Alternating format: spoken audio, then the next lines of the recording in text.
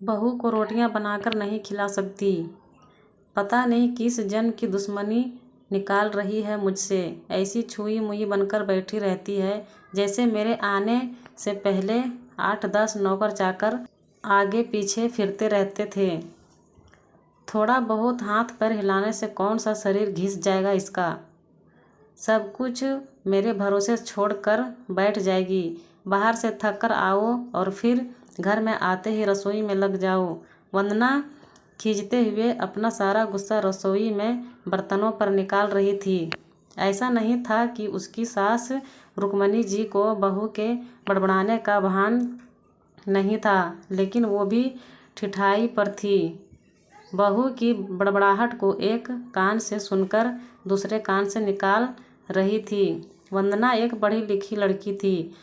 उसका सपना था कि वो अपने पैरों पर खड़ी होगी।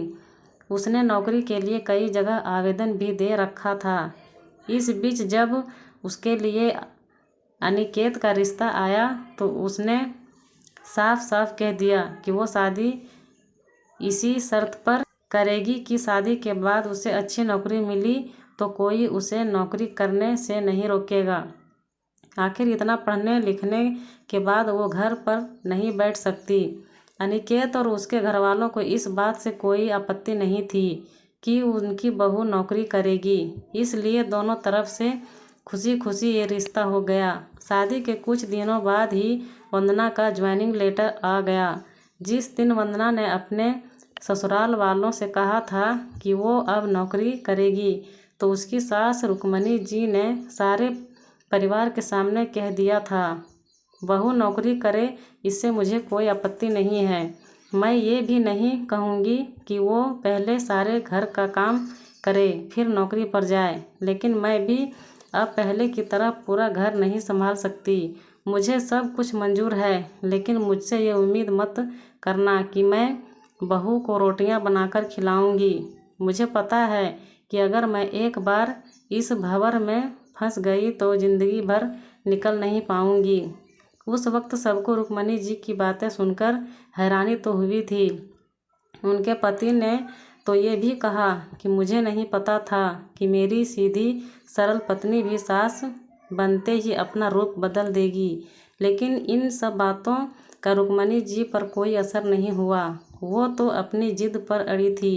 खैर, वंदना को तो नौकरी करनी ही थी, क्योंकि घर के थोड़े से काम के लिए वो अपनी इतनी अच्छी नौकरी तो नहीं छोड़ सकती थी। वहीं उसके पति और ससुर जी ने भी नौकरी की इजाज़त दे दी थी, तो वे फिर कहाँ रुकने वाली थी। इस समस्या का ये हल निकाला गया कि घर के कामों के लिए एक कामवाली और खाना बनाने के लिए कुक रख ली गई। खाना बनाने वाली सुबह और शाम का खाना बनाकर चली जाती।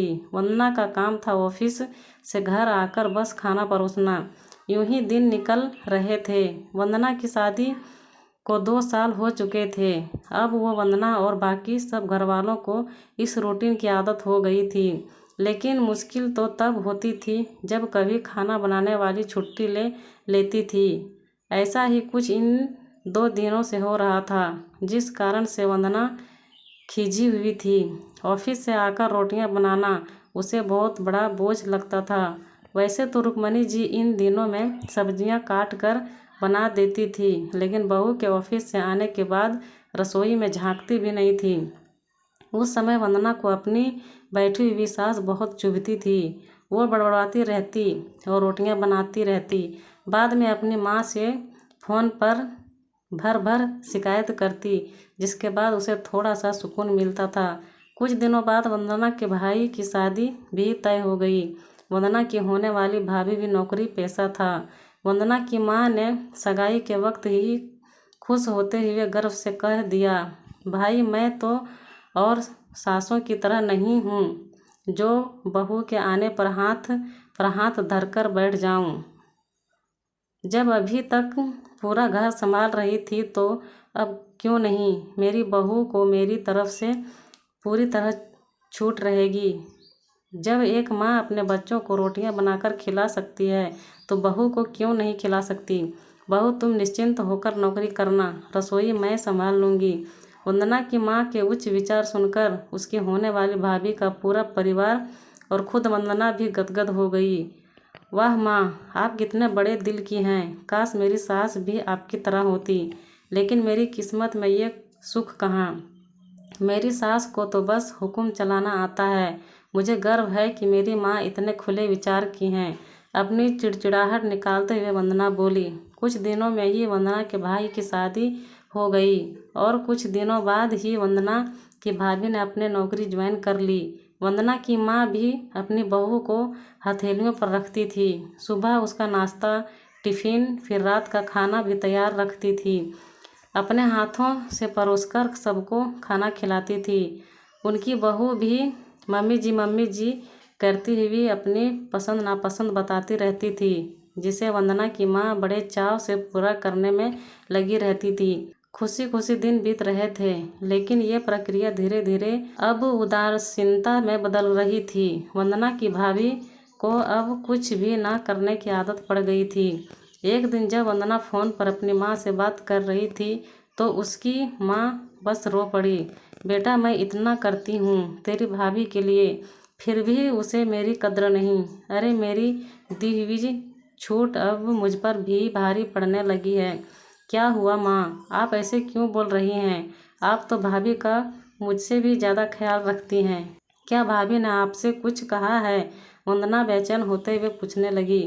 कुछ क्या बेटा, अब तो सब कुछ वो मुझे ही कहती है। ऑफिस से आने के बाद एक गिलास पानी के लिए भी मुझे आवाज़ देती है। नाश्ते में थोड़ी देर हो जाए तो मदद करने के बजाय गुस्सा होकर यूं ही बिना खाए चली जाती है। आखिर मेरा भी कुछ आत्मसम्मान है या नहीं? मैं तो उसके लिए बस काम वाली बाई बनकर रह गई हूँ। माँ, ये तो बहुत गलत बात है। आप भाई से साफ साफ कह क्यों नहीं देती कि अपनी बीवी की लगाम खींच कर रखे? आप माँ हैं, कोई नौकरानी नहीं। भाभी नौकरी करती है, इसका मतलब ये नहीं कि आप पर हुक्म चलाएगी। गरजते हुए वंदना बोली। किस मुँह से कहूँ बेटा? पहले तो खुद मैंने ही आगे बढ़कर कुल्हाड़ी पर अपना पैर दे मारा, फिर शिकायत किससे करूं? तेरे पापा ने तो कहा भी था कि बहू को ज़्यादा छूट देगी तो बाद में पछताओगी, लेकिन मैं ही बड़ाई की भूख थी जो अपनी बहू के सर पर चढ़ा लिया। एक बात कहूँ बेटा, तू चाहे अपनी सास को कुछ भी कह, लेकिन समधन जी का ये फैसला सही था कि वो बहू को रोटियां बनाकर नहीं खिलाएगी।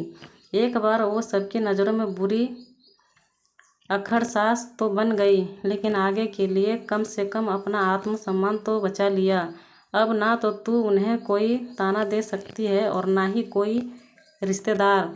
काश मैं भी शुरू से ही ये घर गृहस्थी की पूरी जिम्मेदारी अपनी सिर पर लेने से इनकार कर दिया होता तो आज मेरा यह हाल ना होता। माँ की बातें सुनकर वंदना निशब्द हो गई।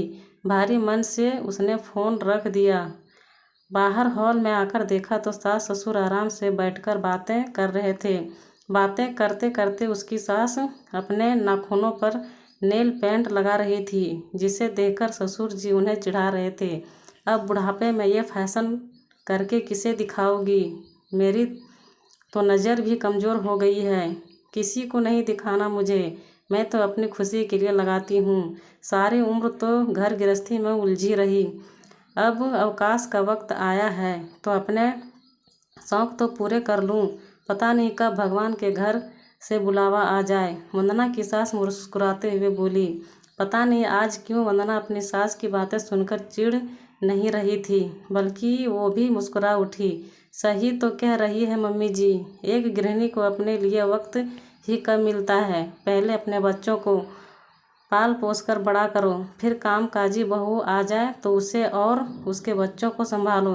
काश मेरी माँ ने भी मेरी सास की तरह पहले ही कह दिया होता कि बहू को रोटियां बनाकर नहीं खिला सकती।